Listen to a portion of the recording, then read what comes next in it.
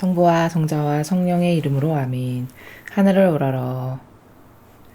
사랑할 하느님 아버지 뜻 안에서 스승이신 예수님과 도움이신 성령님과 사랑할 성모님과 성요셉 아버지와 성미칼 대천사와 하늘의 모든 거룩한 천사들과 성인들의 전구를 청하며 기도드립니다.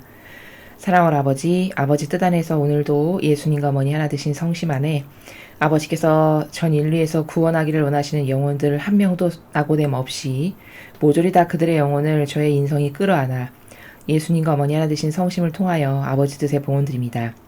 아버지 특별히 염치 없사오나 그리고 한없이 죄송하기 이를 데 없는 송구한 마음이오나 제가 사랑하는 저의 조국인 대한민국에 살아가는 모든 국민과 북한에 살아가는 불쌍한 동포들과 그리고 전 세계의 선의 세력으로서 리더의 역할을 하고 있는 미국에 살아가는 모든 아버지의 백성들, 특별히 트럼프 대통령과 그를 돕고 하나되고 협력하고 동조하는 모든 선의 세력들을 아주 특별한 사랑과 특별한 아버지의 도우심과 보호하심을 갈망하며 그들을 더 어머니의 성심 가장 깊은 곳에 사랑으로 봉헌드리오니 사랑을 예수님과 어머니 그 모든 영혼들의 사고방식과 정신과 마음을 지배하고 다스리는 악을 깨닫게 하시고 분별케 하시고 눈과 귀를 열어주시고 사고방식과 정신을 주님의 거룩하신 빛으로 뚫어주시고 열려주셔서 부디 그들이 똑바로 분별하고 깨닫고 바라보고 예와 아니오만을 할 수 있는 그런 영혼들로 다시 태어날 수 있도록 재탄생시켜 주시옵기를 간곡한 갈망으로 청원드립니다.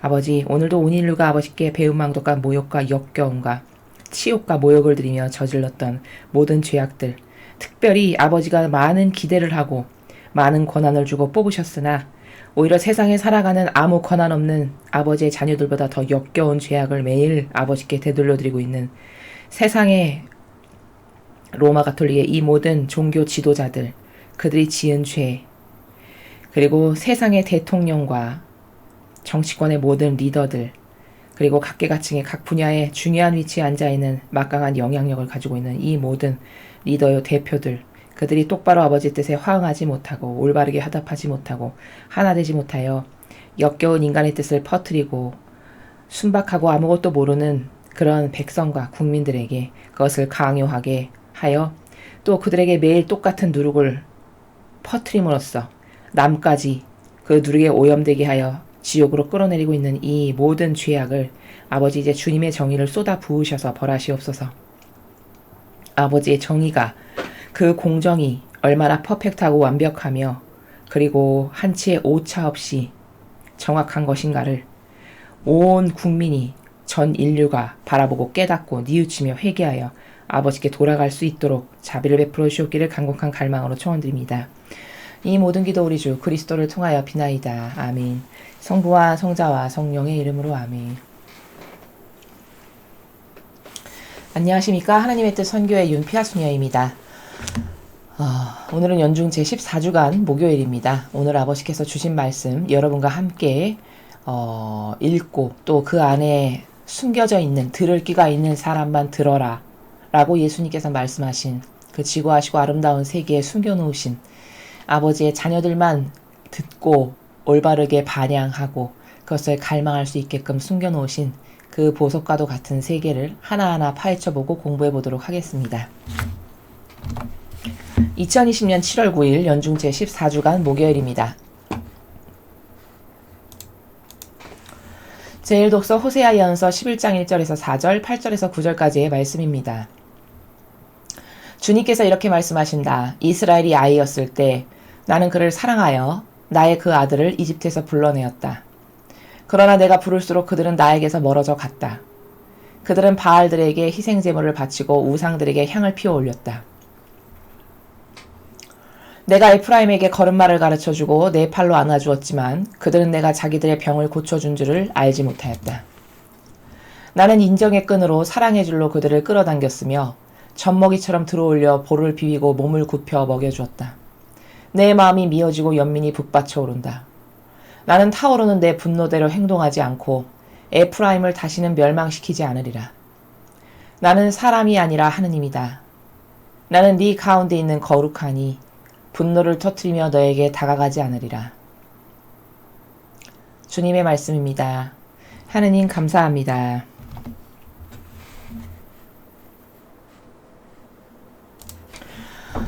어, 인류와, 즉 우리와 하느님의 관계성은 어떤 관계냐라고 정의를 한다면 오늘 호세아 예언서에서 이야기하신 부모와 자식 간의 관계입니다. 가장 먼저 떠오를 수 있는 것은 부모와 자식 간의 관계죠. 그리고 그 자식의 태도와 위치, 자식이 그 부모를 대하는 마음, 그리고 어떤 태도와 어떤 정신의 나라에서 살아야 하냐면 1절을 보십시오, 여러분. 아이였을 때 나는 그를 사랑하여 이렇게 말씀하셨습니다. 그러면은 무슨 말이냐? 부모 앞에 자녀라는 것은 또 창조주 밑에 피조물이라는 것은 어떤 관계성의 경계값을 지녀야 되는 거냐면 아이라는 경계값을 지녀야 된다는 겁니다. 자, 무슨 말이냐? 여러분 성모님께서는 우리에게 이렇게 말씀하십니다. 너희 자신을 아주 작은 아기로서 나의 성심에 봉헌해다오 이렇게 말씀하십니다. 그럼 그 작은 아이로서 성심에 봉헌하라라고 말씀하시는 영적 나라의 의미가 뭐냐? 그거는 여러분 아이의 속성이 뭡니까? 겉과 속이 같은 겁니다. 위선자는 겉과 속이 다르죠. 그 아이가 점점 나이를 먹고 세상 물정을 알게 되고 이기심과 자애심을 더 치켜 올려 세우게 되고 경쟁사회에 돌입해서 내가 남보다 뛰어나고 싶고 잘나고 싶고 이런 여러 가지 사회적 영향과 환경 또 부모로부터 이어받은 조상으로부터의 안 좋은 속성까지 더해지면 점점 변질돼서 어른 인체하죠. 아버지가 제일 역겨워하시는 가짜나 하시는 쉽게 말해서 그게 어떤 자세의 태도냐 아무것도 모르는 바보 아이인데 수준이 아는 체 하는 어른인 척 할 때 이것이 하느님 아버지께서 보시기에 참 보기 좋지 못한 역겨운 것입니다. 그래서 예수님께서는 이 위선자들아 이런 표현을 바리사이들을 지칭하실 때 많이 쓰십니다. 그건 뭐냐? 물론 그 부분에서는 어떤 게 강조된 단어로 위선자를 쓰시는 거냐면 너는 겉은 하느님 엄청 위하고 사랑하는 온갖 처세의 달인이면서 속은 진짜 하느님을 위하는가? 그럼 속마음이 하느님을 진짜 위한다면 희생으로 점철된 삶이어야 되겠죠.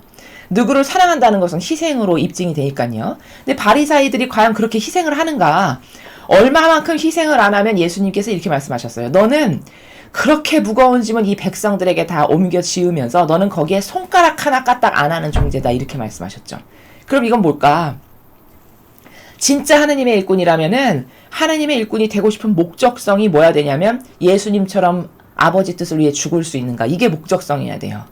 나의 한평생의 인생이 나는 예수님처럼 옳은 주님의 뜻 신적 질서 진리라고 하는 것을 지키기 위해서 그리고 아버지의 뜻을 이 세상에서 실현하기 위해서 또 아버지께서 사랑하시는 자녀들이 지은 죄를 대신 배상과 보속하는 산재물로 바쳐지는 삶을 살다가 죽는 것을 영예로 여길 수 있는가? 그게 내 기쁨인가? 예스다 하면 하느님의 일꾼이 되어야 되고 노다 하면 하느님의 일꾼 되면 안 되는 겁니다. 근데 바리사이 율법학자들은 속마음은 그렇게 희생할 마음이 전혀 없으면서 먹고 사는 수단과 여기서 누리고 안락하게 살고 편안한 것이 너무 많다 보니 와서 처세의 달인으로서 하나님을 위하는 척만 하는 겁니다. 이러니 겉과 속이 다른 이 위선자야. 회칠한 무덤아 이렇게 말씀하시는 거죠. 바로 그 정신으로 아버지께 백날 기도해봤자 아버지 뭘 들어주세요. 뭐를 어떻게 해주세요. 맨날 기도하고 칼같이 맞춰서 뭘 아버지께 청원을 해봤자 그 기도가 들어질까요 여러분? 절대 들어질 리가 없겠죠. 왜? 겉과 속이 다른 위선자의 기도를 아버지는 정직하시기 때문에 들어주실 수가 없겠죠. 왜? 그런 위선자의 기도가 들어지면 하느님이 안 계신 거랑 똑같은 겁니다. 하느님의 정직이 조롱당한 거죠. 그러니까 들어주실 수가 없는 거예요. 하느님의 그 정확한 신적 질서의 나라의 법칙에서는. 그러니까 그런 사람들이 백날 기도해봤자 거기 기적이 있거나 이적이 있거나 역사가 일어나질 않죠. 그치만 오히려 순박하고 순수하고 여기 아이 같은 정신으로 가득한 사람들이 그 시대에 누구였습니까? 과부들, 버림받은 세상의 죄인이라고 손가락질 받는 사람들, 그리고 창녀들. 예수님은 오히려 이런 사람들을 더 찾아보셨어요. 왜 그랬을까? 왜 그렇게 하셨을까? 차라리 그들에게는 그렇게 바리사이처럼 겉과 속이 달라서 남을 속이는 코스프레의 달인적인 그런 사고방식의 교묘함은 없었던 거죠. 아무리 죄인이라 해도. 차라리 그들은 자기 잘못을 인정할 줄 알고 저는 하느님 앞에 죄인입니다. 얼굴을 똑바로 들 수가 없습니다. 이런 자세의 나라에서 살았습니다. 이런 정신의 나라에서. 그게 차라리 순박하다라는 거예요. 그것을 누구나 다 부족하지만 그런 마음을 가지고 있는 사람을 아이다, 순수하다 이렇게 이야기하는 거거든요. 그래서 오늘 호세아 예언서를 보면은 인류가 하느님 앞에 자기가 어떤 존재인지를 깨닫고 그 위치에 하고 그 나라에서 살아야만 하느님의 자비를 받을 수 있고 아버지가 흘려주시는 축복을 얻어 누릴 수가 있는데 인류는 번번이 그것을 벗어나요. 그래서 1절에 보면은 하느님이 어떨 때 이 이스라엘 백성을 예뻐하셨는가? 아이였을 때 나는 그를 사랑하여. 아이였을 때는 사랑하셨다는 거예요. 즉 하느님께만 그냥 매달리고 의탁하고 갈망하고 아버지밖에 없습니다. 아이가 어떻습니까, 여러분? 엄마만 있으면 되죠. 그냥 엄마만 치맛자락만 붙들고 하루 종일 있으면 되고 엄마가 주면 먹고 엄마가 어디 가자면 가고 거기에 뭐 어떤 자기 뜻이나 기호나 정서를 들이밀거나 이거는 틀렸다 맞았다를 논하거나 이런 게 없죠, 아이는. 그러니까 그런 순수성과 단순성에 작은 어린아이의 순수성과 단순성으로 아버지와 어머니께 봉헌 드렸을 때 그 영혼을 아버지는 가장 어여쁘게 보시고 가장 사랑스럽게 여기시고 그때 그 영혼에게 무엇을 하실 수가 있다라는 겁니다. 근데 2절에 보면은 그렇게 그를 어린아이인 내가 도와주지 않으면 절대로 살을 수가 없는 나에게만 의탁되어 있고 나한테만 매달리는 그런 순수한 겉과 속이 같은 어린아이일 때 나는 걔네들을 사랑해서 그 종살이하는 이집트에서 꺼내냈는데 점점 이 이스라엘 백성의 태도와 자세가 어떻게 되죠? 점점 교만과 자만으로 또 흘러가죠. 살만하니까. 그리고 그 종살이하던 맨날 매맞고 채찍질 당하던 그곳에서 꺼내주니까 또 어떤 이상한 악에게 충동질 당하면 먹을 게 좀만 떨어지고 없으면 고통이 조금만 닿으면 불평불만이 솟구칩니다. 아니 왜 우리를 꺼내내서 난리냐. 차라리 거기 있었으면 먹을 거는 안 떨어졌을 텐데 우리를 죽일 작정이냐. 이런 저급하고 역겨운 짓을 또 하죠. 그러니까 2절에 말씀하시잖아요. 근데 내가 그렇게 사랑으로 그들을 너무 가련하고 연민의 정으로 바라봐서 꺼내줬는데 그렇게 해서 내가 사랑을 주면 줄수록 점점 멀어져 갔대요. 그래서 불과 모세가 아버지의 십계명을 받으러 며칠 동안 시나이산에 가서 올라가서 기도하고 있는데 그새를 못 참아서 황금 송아지 만들고 부어라 마셔라 해가면서 이게 우리의 신이다 이런 짓을 또 하죠. 그리고 바알들에게 희생제물을 바치고 우상들에게 향을 피워 올렸다. 이게 지속성이 없는 거죠. 한결같은 게 없는 거죠. 신이 성실성이 떨어지는 겁니다.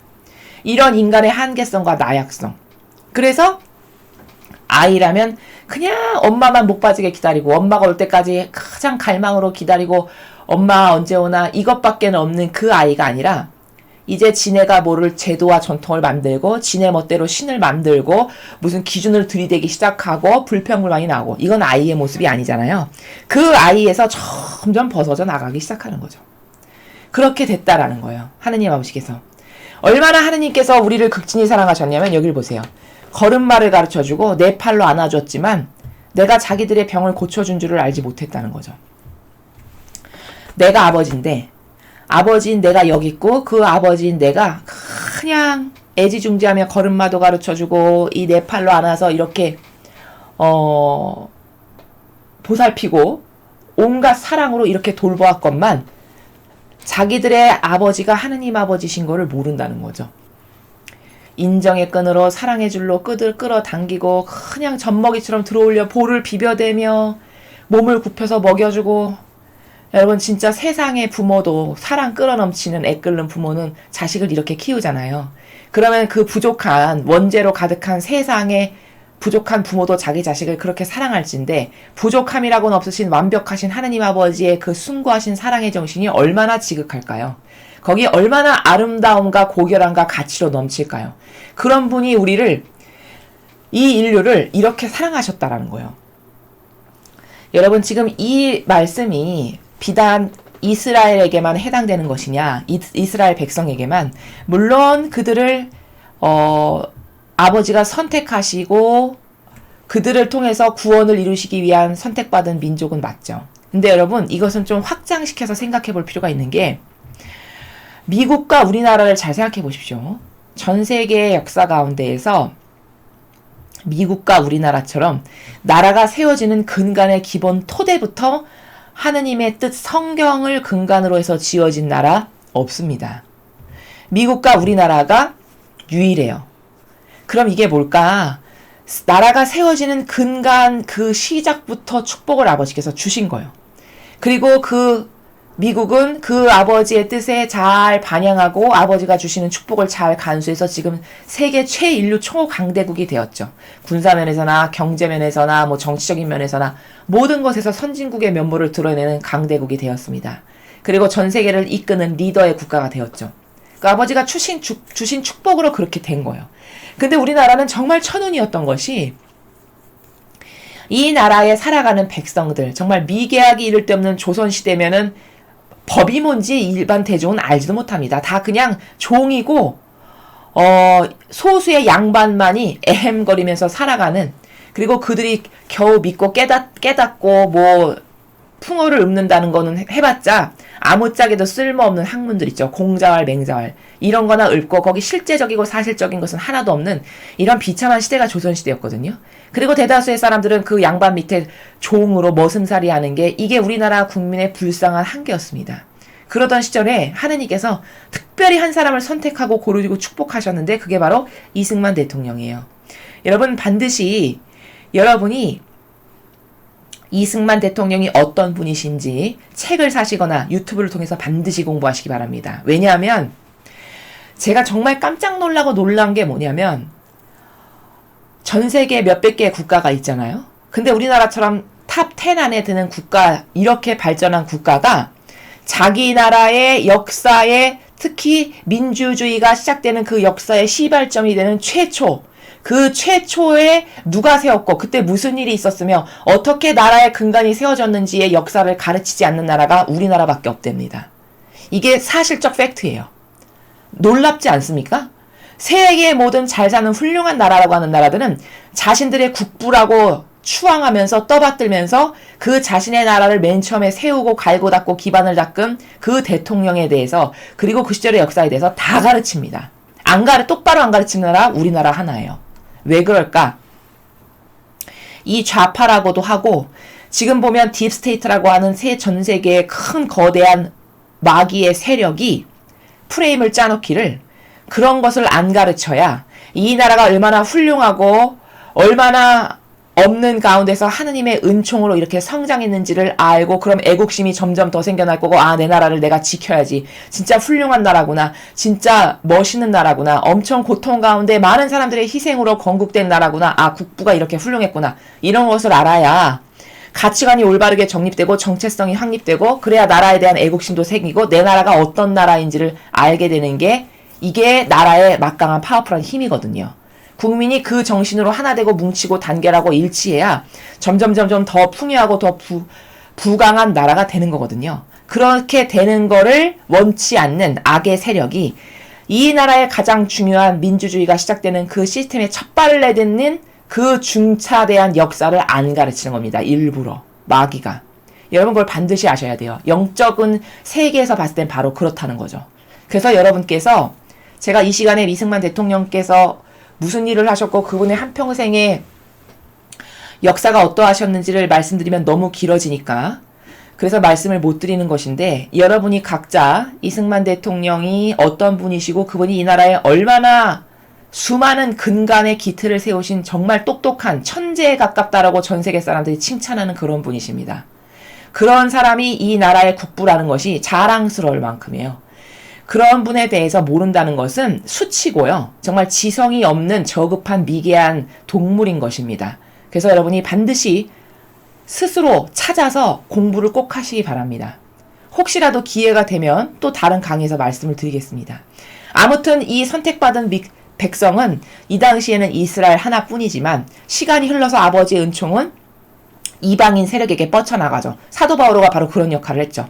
그래서 그 이방인 세력 중에 뽑힌 선택된 민족이 바로 누구냐? 청교도들이 종교의 자유를 찾아서, 즉 진리를 근간으로 한 나라를 세우기 위해서 세운 첫 번째 나라 미국, 그리고 그 나라의 시스템이 훌륭하고 탁월하다라는 것을 똑똑한 지성으로 깨달은 이승만이라고 하는 한 사람을 아버지가 선택하셔서 그 훌륭한 사람을 통해서 똑같은 시스템을 가져다가 이 나라를 세운 게 두 번째, 이방인 나라 중에서 특히 동양 중에서도 이 작고 자원 하나 많이 나지 않는 이 아무것도 볼 것 없는 미개하기 이를 데 없는 이 나라를 아버지가 딱 선택을 하셔서 그렇게 위대한 하느님의 질서라고 하는 그 법 위에서 이 나라가 세워진 거다 이겁니다.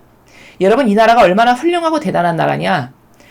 나라가 세워진 지 건국 약 70주년이 됐는데요. 70년 만에 이 나라의 경제 수준이 그 조선시대 말기에서 시작해서 지금에 이르기까지 무려 몇 배 상승했는지 아십니까? 규모가?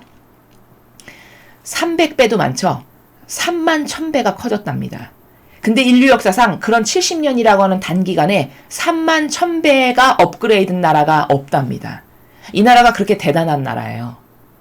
그럼 이 나라의 민족성도 중에 훌륭한 것도 있고 나쁜 것은 버려야 되고 어떤 이런 것을 일깨우고 우리가 무엇은 더 키워서 더 훌륭한 민족이 돼야 되고 이런 것을 이끌어야 되고 가르쳐야 되고 전해야 되는 게 이 나라의 리더여 지도자들의 역할이거든요. 과연 그걸 지금 누가 하고 있나요? 누가 하고 있습니까? 어떤 사람이 자신을 희생으로 이 나라의 국민들에게 희망을 주고 용기를 심어주고 이 나라는 이런 나라니까 자부심을 갖고 애국심을 더 고취시켜서 더 성실하고 더 열심히 그리고 이런 신적 질서 가운데 우리나라가 다시 한번 발돋움해서 일어나보자 이런 진리에 근간한 정신으로 나라의 국민들을 똑바로 계몽하고 일깨우고 가르치고 버릴 것은 버리게 하는 이런 리더가 누가 있냔 말이죠. 없습니다. 지금 이 세상에는. 지금 시대에는 없어요. 이게 비참하고 참 원통하고 한탄스러운 일이에요. 그래서 소수의 우리라도 똑바로 깨닫고 똑바로 깨달은 소수들이 자꾸 전해야 됩니다. 자꾸 옆에다 전파를 하셔야 돼요. 모든 사람이 깨어날 수 있게끔 5200만 모든 국민이 사실을 실체를 파악할 수 있게끔 계속 전하십시오. 여러분이 하실 수 있는 범주 안에서. 그래서 아버지께서는 그 이스라엘을 선택하셨는데 이스라엘이 똑바로 반향을 하지 못해가지고 결국 나라가 망했잖아요. 그래서 그 복음을 이방인 세력에까지 이제 퍼뜨리고 전파하게 하시기 위해서 뽑으신 사람이 사도 바울이고 바울 사도를 통해서 그 아버지의 뜻이라고 하는 진리가 퍼져나가서 그 정신으로 건국된 나라가 미국이고 대한민국이다. 그럼 이 위대한 두 나라가 아버지 뜻에 의해서 다시 이 추락한 이 몰골에서 다시 딛고 일어나서 위대했던 그 나라로 다시 새롭게 재탄생해야 하지 않겠느냐. 그것이 우리의 희망이고 새로운 비전이 돼야 된다. 그러려면 어떻게 해야 될까? 내가 가지고 있는 것 중에 예수님과 어머니께서 가지고 계신 훌륭한 속성과는 다른 그것에 반하는 것은 과감히 버리고 내 자아를 계속 버리는 연습을 하고 이런 신적인 위대하고 아름다운 질서에 용해되고 하나 되기를 갈망하는 이런 정신사고의 수준의 훈련을 일단 나 개인부터 그리고 점점 퍼뜨리고 내 옆에 주변 사람들까지 이걸 전하고 가르침으로써 이 대한민국의 모든 국민이 그것을 완전히 깨닫게 되는 그날까지 이 소수부터 희생하고 전하고 하는 것이 이 마지막 시대를 살아가는 우리의 소명이다. 라는 것을 여러분에게 말씀드립니다. 그래서 아버지는 대단한 능력을 많이 가진 인간이 능력을 가졌다 해봤자 뭐 얼마나 대단한 능력을 가지겠습니까? 아버지 보시기엔 다 네 부족이나 똑같다라고 말씀하시는 것은 난 누구의 죄가 누구의 죄보다 더 크다고 말하지 않는다라고 하시는 것은 무슨 뜻이냐? 어차피 원죄를 갖고 태어난 인간은 대동소이에게 똑같은 죄인이라는 거예요. 그럼 어떤 진정성의 모습을 가지고 아버지께 다가가야 아버지께서 어여쁘게 보시고 다시 받아들여 주시고 다시 용서해 주시고 다시 은총을 주시고 싶으신 마음이 드실까? 그것은 아이의 모습이라는 거죠. 아이의 정신의 세계. 그럼 아이가 가지고 있는 나라는 뭘까? 거기는 나를 위하는 자애심과 이기심으로 남을 짓밟고 올라가거나 남을 무시하고 깔보거나 뭐 시기 질투를 하거나 사욕과 욕망이 넘치거나 이런 게 전혀 없어요. 그저 엄마만 있으면 오케이. 그 엄마에게 완전히 의탁되고 속해 있죠. 바로 이런 것처럼 하느님께 완전히 의탁되고 속한 그런 존재가 되는 아기로서의 나. 그런 영혼으로서 매일 예수님과 어머니를 통해 아버지께 봉헌드리는 바로 이런 영혼을 아버지는 어여삐 여기시고 다시 용서해 주시고 다시 끌어안으시고 다시 은총을 내리신다. 이 대한민국과 미국이 회복해야 될 정신은 바로 그거예요. 이 역겨운 이 인간의 뜻이 만들어 놓은 이 제도와 전통이라거나 이 누룩들 있죠. 이 역겨운 것을 다 집어치우고 다 틀린 것을 다 뽑아내고 이제 아버지의 뜻이 주시는 이 신적 질서와 진리만이 옳습니다. 저는 아버지 아니면 아무것도 필요 없는 바로 그런 어린아이의 정신과 모습으로 완전히 아버지께 의탁되어서 완전히 아버지께 하나 되고 속해서 그저 아버지의 뜻이 주시는 것이면 무엇이든 감사합니다라고 받을 수 있는 바로 이런 아이. 이런 어여쁜 영혼으로서 이 나라에 있는 모든 국민들이 제발 깨어나고 다시 정신을 차려서 그래서 위대한 대한민국의 건국이 다시 일어났으면 정말 좋겠습니다. 자, 그럼 두 번째로 오늘 주신 복음 말씀 함께 보시겠습니다. 마태복음 10장 7절에서 15절까지의 말씀입니다. 주님 영광 받으소서. 그때 예수님께서 사도들에게 말씀하셨다. 가서 하늘나라가 가까이 왔다 하고 선포하여라. 앓는 이들을 고쳐주고 죽은 이들을 일으켜주어라. 나병 환자들을 깨끗하게 해주고 마귀들을 쫓아내어라. 너희가 거저받았으니 거저주어라. 전대 금도 은도 구리돈도 지니지 마라. 여행 보따리도 여벌옷도 신발도 지팡이도 지니지 마라. 일꾼이 자기 먹을 것을 받는 것은 당연하다. 어떤 고을이나 마을에 들어가거든 그곳에서 마땅한 사람을 찾아내어 떠날 때까지 거기 머물러라. 집에 들어가면 그 집의 평화를 빈다고 인사하여라. 그 집이 평화를 누리기에 마땅하면 너희 평화가 그 집에 내리고 마땅하지 않으면 그 평화가 너희에게 돌아올 것이다.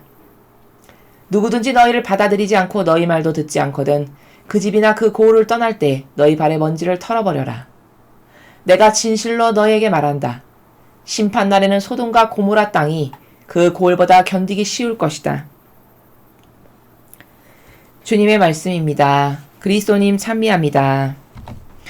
여러분이 지금 읽으신 이 복음 말씀은 하느님의 일꾼이 세상에 나가서 아버지의 뜻을 선포하고 전할 때 어떤 경계값을 지켜야 되는가라고 하는 질서를 가르쳐 주시는 겁니다.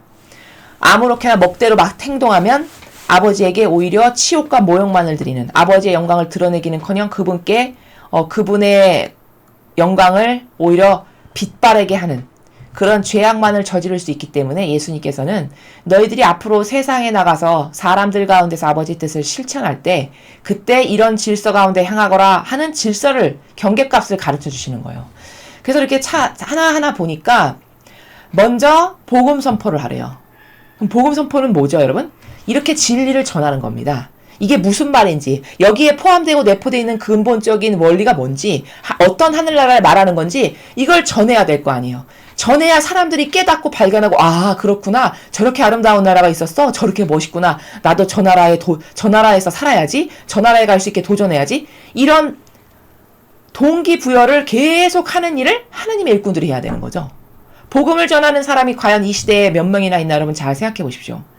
대부분요 여러분 착각하시기 쉬운 게 성당에서 매일 미사 때 복음 전하시는데요 신부님이 여러분 재단위에서 이야기되는 그 대부분의 소재가 자기 일상 신변잡기적인 만담을 하거나 혹은 잘 알지도 못하면서 전문가도 아니면서 정치 얘기하거나 그쵸? 물어보지도 않았는데 자기 신학생 때 어쩌고저쩌고 경험 체험단 얘기하거나 이런 게 대다수입니다. 그치만 예수님은 단 한 번도 정치 얘기하거나 만담하거나 자신 자랑하거나 이런 얘기 한 번도 하신 적이 없어요. 예수님은 오로지 아버지의 뜻만 전하셨어요. 그럼 나는 예수님을 닮은 모범으로 살겠습니다라고 자원한 봉사자잖아요. 그럼 재단위에서 뭐만 말해야 되죠? 이 진리만을 말해야 됩니다. 자신과 관련된 것을 왜 말하죠? 또 정치 얘기를 왜 합니까? 자신이 정치를 할 직무나 의무가 있는 사람이 아닌데 그리고 자신의 그 깨닫지 못한 사고방식을 왜 남에게 강요합니까? 그게 신적 질서의 나라에서 하나도 맞지도 않는데 완전히 다 잘못된 거예요. 그러므로 그것은 복음을 전하는 게 아니라 오히려 복음을 들으러 희망과 갈망으로 기쁨으로 가득 차서 온 양들에게 매일같이 썩은 누룩을 계속 먹이는 겁니다. 그게 뭔지도 모르고 받아먹은 시장들은 어떻게 될까요? 처음 누룩 먹었을 땐 비소 요만큼 먹으면 첫날은 잘 모르지만 그걸 10년 장기 복용하면 어떻게 될까요? 죽는 거죠. 지도새도 모르게 어느 날 나도 모르게. 영혼도 똑같아요. 이래서 하느님의 일꾼 첫 번째 복음을 선포해야 되는 거구나. 그리고 두 번째 앓는 이들 고쳐주고 죽은 이 일으켜주고 나병 환자 깨끗하게 해주고 마귀 쫓아내라. 그럼 뭘까요? 아버지의 곳간의 열쇠를 열어서 네가 마음껏 마음대로 쓰되 단 조건이 있다. 너를 위해서는 아무것도 안 쓰면 돼. 그리고 아버지의 그 자녀들 있지. 너에게 보내주신 그 양들을 위해서는 뭐든지 네가 다 갖다 써도 된다. 그게 8변의 원리입니다. 8절의 원리. 그러니까 하느님의 곳간에는 없는 것이 없으니까 풍요와 모든 것의 주인이시다 보니까 거기 곳간문을 열고 치유도 시켜줄 수 있고 마귀도 쫓아낼 수 있고 병자도 온갖 것을 다 할 수 있다는 거죠. 그리고 9절 10절은 무슨 내용이냐? 금도 은도 구리돈도 지니지 말고 뭐 여행 보따리도 지니지 말고 신발도 지팡이도 하나도 먹을 아무것도 지니지 말래요. 그럼 아니 그럼 뭐야? 거지로 다니라는 거야. 최소 밥은 먹어야지. 밥도 어떤 집에 가서 먹으라고 하시죠. 여기 부탁을 해서. 9절과 10절의 정신은 뭘 가르치시는 거냐면, 자, 아버지의 일을 한다는 거는 여러분, 내 인성이 끼어들고 개입하면 될까요? 안 될까요? 절대 안 됩니다. 내 인간적인 어떤 감정이나 기호나 정서가 끼어들면 앓는이 고쳐주고 죽으니 고쳐주는 이런 하느님의 능력이 내 안에서 역사하실 수가 없습니다. 왜? 내 자아가 세서 아버지께서 내 안에서 아무것도 하실 수가 없어요. 그러니까 나는 완전히 앞에 1독서에서 말씀드렸지만 아무것도 아닌 존재로서, 즉 작은 어린아이로서 아버지께 완전히 의탁되어 있는 존재로서 아버지와 완전히 하나 되어 있을 때만, 그때만 아버지께서 나를 도구로 쓰실 수가 있어요. 그렇기 때문에 9절과 10절의 내용은 네가 나한테 완전히 의탁되어 있어라. 그러려면 아무것도 갖지 않고 빈털터리면 어떻게 되죠, 여러분? 믿을 건 하느님밖에 없겠죠. 돈도 없고 아무것도 없고 뭐 여보로 신발 아무것도 없어요. 완전 육으로 봤을 때, 이론적으로 봤을 때 거지다. 그럼 당장 추우면은 배고픈데 먹을 것 없고 잘 곳 없고 이러면 하나님 도와주세요. 하나님 도와주세요. 하나님 도와주세요. 이 말이 절로 나오는 이 기도밖에는 할 게 없죠. 이러면 뭘까? 정신의 자세가 아버지께 의탁되어 있을 수밖에 없어요. 그러니까 자아가 발로 될 수 있는 모든 수단을 다 끊어버리시는 겁니다. 이런 가운데서 하느님의 일을 하거라 이겁니다.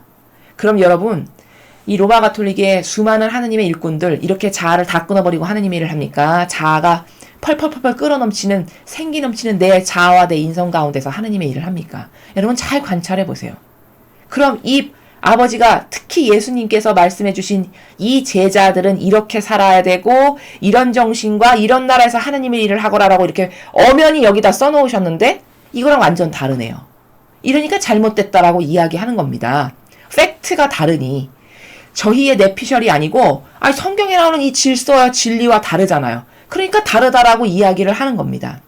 이 정도로 돈도 은도 구리돈도 아무것도 없고 여행 보따리도 심지어 가져가지 말래요. 그럼 여벌옷도 없고 신발도 지팡이, 이 맨몸 하나죠. 이 맨몸 하나로 다니면서 복음 전포하고 하느님의 일을 하라는 겁니다. 그럼 이러려면은 이런 맨몸 하나로 다니면서 아버지 일을 하려면 얼마나 하느님께 많이 갈망하고 의탁해야 될까요? 아무것도 없으니, 그쵸? 순간순간마다 아쉬운 게 한두 개가 아니겠죠. 그런 가운데 생존, 살아야 되고 먹어야 되고 이런 것까지도 다 아버지의 뜻에 온전히 의탁되어 있으면 아버지가 다 마련해 주시죠. 사람을 보내시고 만나게 하시고 쉴 곳을 아버지가 인도하시고 이렇게 아버지께 온전히 의탁된 작은 아기로서 그분이 나를 여기저기 데리고 다니시면서 마음껏 쓰시는 도구요 매개체 역할을 똑바로 할 수 있게 하기 위해서 의탁될 수 있는 인간적인 것은 다 끊어버리는 것이 아버지의 이렇게 오늘 질서요 경계값이고 법칙이다라는 겁니다. 자, 그 다음 보시면 그러니까 이제 먹어야 되고 살아야 되니까 어떤 신세를 질 수밖에 없잖아요. 그러니까 고을이나 마을에 들어가거든 먹고 쉴 곳을 찾아야 되는 거예요. 그러니까 마땅한 사람을 찾아내서 그 집에 머물라고 하시잖아요. 아니 그러면 신세 지는 거 아닌가? 그건 괜찮은가? 일단 그 집에 들어갔어요. 그럼 이 집에 평화를 빕니다. 이렇게 인사하래요. 근데 그 집이 여러분이 묻게 되는 하느님의 일꾼들이 묻게 되는 그 집이 올바른 반향을 하느님께 한다면 어떻게 될까요? 이 일꾼을 받아들이겠죠. 하느님의 일꾼을 받아들이겠죠. 그리고 이 하느님의 일꾼을 하느님의 일꾼으로서 존중해서 무엇을 해주겠죠. 만약에 그렇다면 그 집을 축복하시는 것은 하느님이 축복하신다는 거예요. 12절 13절 이런 내용이 너희의 평화가 그 집에 내리고 이게 뭘까? 만약에 너를 하느님의 일꾼이라고 인정해서 어떤 집이 너를 받아들였어. 그럼 그에게 너를 받아들인 것은 곧 나를 받아들인 것이니까. 그렇죠. 왜? 하느님의 일꾼이라면, 진짜 참된 하느님의 일꾼이라면 너 하나를 받아들인 것은 너를 하느님의 일꾼이라고 인정해서 받아들였으면 곧 나를 받아들인 거니까 내가 축복한다. 이 말씀이신 겁니다. 엄청 원리적인 거예요, 여러분. 근데 만약에 누구든지 너를 받아들이지도 않고 네 말도 듣지 않아. 그러면은 거기서 구걸하거나 징징거리거나 거기서 뭐 더 이상 신세를 지려는 생각을 하지 말고 그 고을을 떠날 때 저는 아버지의 뜻을 이 고을에 다 전했는데 받아들이지 않은 건 이들의 잘못입니다. 라는 징표로 발에 먼지를 털어버리래요. 나하고는 상관없습니다. 라는 겁니다. 이게. 저는 최선을 다해서 아버지의 뜻을 전했고 이들에게 복음을 선포했고 이런 것을 다 했습니다. 근데 받아들이지 않는 것은 이들의 잘못입니다. 라는 표징으로 발의 먼지까지도 털어버리고 나오라는 거죠. 여러분 되게 무서운 겁니다. 이게. 이 질서가. 그래서 13절과 14절의 내용이 바로 그런 거예요. 즉 14절의 내용은 무슨 뜻이냐면은 얘들아 성도분들의 입장에서 해석을 하면 이런 거죠. 누군가가 하느님의 일꾼이 다가왔어요. 근데 잘 분별을 해야 되겠죠. 저 사람이 하느님의 일꾼인가 아닌가를. 근데 받아들이기로 마음을 먹었어. 근데 거기서 너희가 받아들이지 말지를 할 때 올바른 것, 즉 올바른 참된 하느님의 일꾼과 하나 돼야 된다. 라는 거예요. 역으로 14절을 신자분들의 입장과 관점에서 이야기한다면. 그쵸? 올바른 것과 하나 되고 올바른 것을 도와주거라. 이 말씀이신 거죠. 그래서 이 14절의 원리를 확장하면은 여러분 이런 겁니다. 자유시장경제 시스템과 똑같아요. 즉 14절은 좀 관점적으로 확대해서 이야기하면 이런 거죠. 수많은 하나님의 일꾼이 있는데 누가 진짜 하나님의 일꾼인지를 네가 잘 분별해가지고 진짜만 도와줘라. 그 진짜와 하나 되거라. 그 선하고 참된 아버지의 뜻만을 전하고자 하는 그 진리를 전하는 그 사람하고만 하나 되라. 그럼 여러분 나머지 가짜는 저절로 도태되겠죠. 이게 자유시장경제 시스템이지 뭡니까? 바로 14절의 의미를 확장하면 관점적으로 확장하면 그런 거예요. 그러니까 여기서 분별을 하는 사람의 입장에서는 올바른 분별을 해서 참된 하느님의 일꾼만 도와주면 가짜는 알아서 도태되겠죠. 근데 로마 가톨릭의 시스템은 뭐냐? 그냥 겉에 로만 칼라하고 수도복 입었어. 그럼 무조건 다 받아들여라. 은연중에 이런 나라를 은연중에 심는 거죠. 그래서 여러분이 형상만 보면 그냥 무조건 하느님의 일꾼이구나. 아우 이렇게 받아들이는 시스템이 되게끔 이런 강요의 시스템을 만드는 게 로마 가톨릭의 은연중에 여러분도 모르게 정서와 기호로서 심는 분위기적인 것입니다. 근데 하느님은 그렇게만 가르치시지 않는 거예요. 지금. 선택해서 받아들이라는 거예요. 더 냉정히 말하면 14절은. 진짜야. 그럼 만약에 진짜 하느님의 일꾼이라고 네가 생각해서 받아들였어. 그럼 얼마나 공정하시냐면 그럼 너를 받아들인 건 나를 받아들이는 거니까 걱정하지 말거라. 그 집을 내가 다 축복한다. 이 말씀이세요. 근데 만약에 가짜야. 그럼 가짜면 받아들이지 말아야 되겠죠. 왜? 악에게 하느님의 일꾼을 하느님의 일꾼이라고 여겨서 받아들였으면 성경이 이렇게 말씀하시잖아요. 네가 하느님의 일꾼을 진짜 하느님의 일꾼이라고 생각해서 받았으면은 물 한 잔이라도 그에게 떠줬어. 그러면 너는 그 상급을 하나도 잃지 않고 너도 받게 된다가 원리예요. 그럼 그 원리를 뒤집으면 네가 마귀를 받아들였어. 그러면 마귀가 받을 것을 너도 같이 받게 된다죠. 똑같은 원리로. 이러니까 함부로 아무나 덥석덥석 주님의 일꾼이거나 해서 받아들이면 안 되신다는 거예요. 성도분들의 입장과 관점에서는. 그러니까 이게 확장하면 만약에 이런 진리의 관점과 기준이 명확히 있어서 모든 성도분들이 그런 분별을 하면서 하느님의 일꾼인지 아닌지를 만약에 선별할 수 있는 눈이 있다면은 자연 도태된다는 거예요. 가짜는. 여기서 빌붙일 수가 없고 여기서 가짜인 흉내를 내서 코스프레를 해서 끊임없이 하느님의 집에서 도둑질하는 이 짓을 절대 못한다는 거죠. 신자분들이 이 진실을 다 알고 눈이 완전히 다 열린다면. 근데 지금 매일같이 속는 것은 뭘까? 진리를 모르고 분별의 눈이 신자분들에게 없다 보니 그냥 겉모습, 이 표양, 친절해 보이고 착해 보이고 이런 표양에 속아서 그저 이런 옷만 갖췄으면 하나님의 일꾼 이렇게 하니까 가짜도 진짜도 섞여서 다 받아들여서 마귀에게 하나 되면 마귀가 받을 상을 너도 받을 텐데 그것도 모르고 하나 되고 동조한다라는 게 14절의 원리를 이건 개념에서 말씀하신 거지만 원리를 확장시켜서 말씀드리면 바로 그렇다라는 거예요. 이게 자유시장경제의 원리잖아요, 여러분. 열심히 안 하는 건 도태돼야죠. 자유시장 경제에서. 가짜는 도태돼야 되는 것이 맞습니다. 마귀는 당연히 도태돼서 떨어져 나가야죠. 그렇게 되지 못하게 가로막는 시스템이 로마 가톨릭의 시스템이에요. 은연중에 강요하는 거죠. 형상만 보고 입었어. 하느님의 옷을 입었어. 하느님의 일꾼의 옷을 입었어. 그럼 무조건 존중하고 그냥 굽신거리는 이것을 은연중에 전파하고 마치 바이러스처럼 감염시키는 게 그게 로마 가톨릭의 그들이 만든 제도와 전통의 시스템이라는 게 바로 그런 것들이다. 그런 것을 분별을 잘 하셔서 어떤 거에 하나 되고 어떤 것은 하나 되지 말아야 되는 거를 이제부터 성도분들은 잘 골라내셔야 돼요. 왜? 내 영혼과 직접적 관계성이 있는 거기 때문에 그렇다는 거죠. 그래서 15절에 내가 진실로 너한테 말한다. 심판날에는 소돔과 고모라 땅이 그 거울보다 견디기 쉬울 것이다. 그러니까 만약에 진짜인데 진짜 하느님의 일꾼인데 거절하고 심지어 박해하고 욕까지 했다. 그러면은 심판날에는 그 하느님의 일꾼으로 존중하지 않고 대한 그 대가를 얼마나 끔찍하게 받을 거냐. 소돔과 고모라가 망했잖아요, 여러분. 비참하게 망했죠.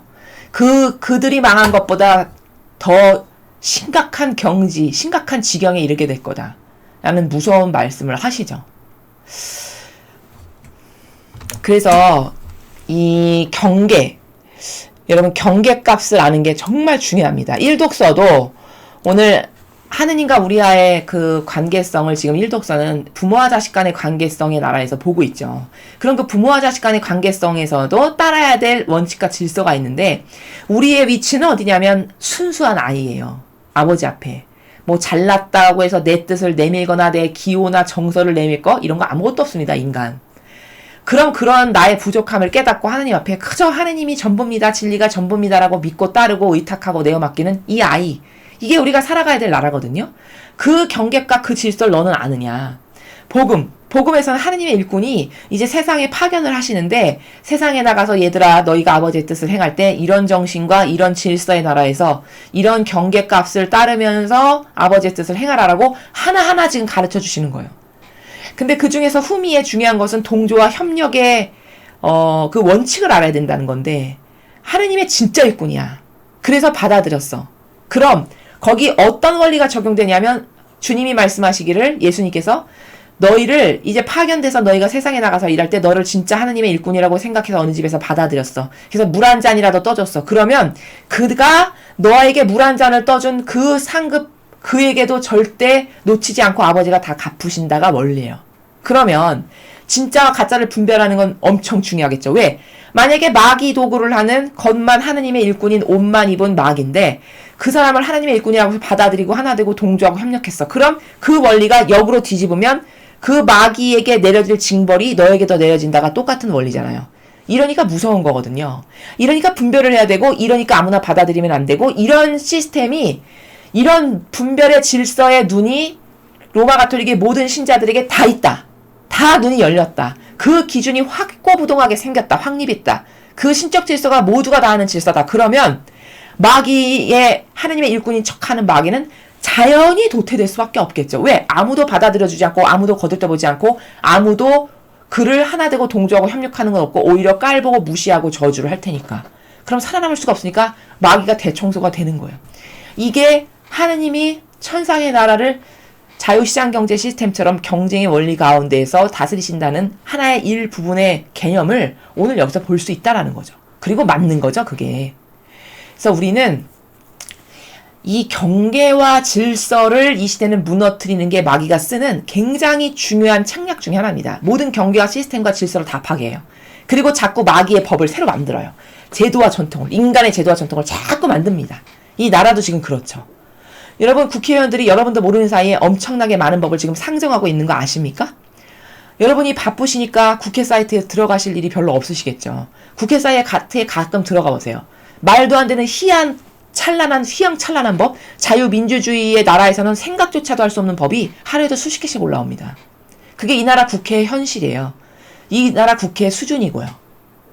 이런 시대가 지금 되었거든요. 그게 다 뭘까? 기존에 있던 훌륭한 그 이승만 국부의 대통령께서 하느님의 성경이라고 하는 정말 퍼펙트한 질서 가운데 법을 만들고 그 근간 위에 정말 탄탄한 스타트가 정말 훌륭한 그 바탕 위에다가 나라를 세웠는데 그 법을 마귀는 어떻게 하는 게 좋을까요? 다 파괴하고 무너뜨리고 다 찢어 발기고 없애버리고 인간의 정서에 근간한 사사로운 감정과 정서 그리고 이 경계를 다 허무는 이런 법을 계속 만드는 걸 마귀는 선호하고 좋아하겠죠. 그런 일이 지금 벌어지고 있습니다. 미국도 지금 그런 걸로 골치가 아픈 지경이에요. 이런 시대가 됐다는 거. 이런 어떤 시대적인 인식을 똑바로 올바르게 해서 나는 과연 이때 이 작은 일개 개인에 불과하지만 뭘 할까? 뭘 해서 하느님께서 성화의 시대를 앞으로 만드실 때 나는 어떤 아버지께 보탬이 되는 자녀가 될까? 내가 할 수 있는 건 뭘까? 내가 선의 세력을 도울 수 있는 건 뭘까? 이런 객관화를 하고 이런 성찰을 좀 해서 기도도 어떻게 해야 될까? 내가 무슨 희생을 할까? 이런 것에 대한 계획성 있는. 그래서 매일매일 아버지께서 전 세계에서 실망하고 상처받으시지만 단순히 얼마 안 되는 이 소수의 우리의 자녀들만을 통해서라도 위로를 받으시고 희망과 기쁨을 드릴 수 있는 그런 여러분들이 되셨으면 좋겠습니다. 이상으로 2020년 7월 9일 연중 제14주간 목요일 복음에서를 마치겠습니다. 감사합니다.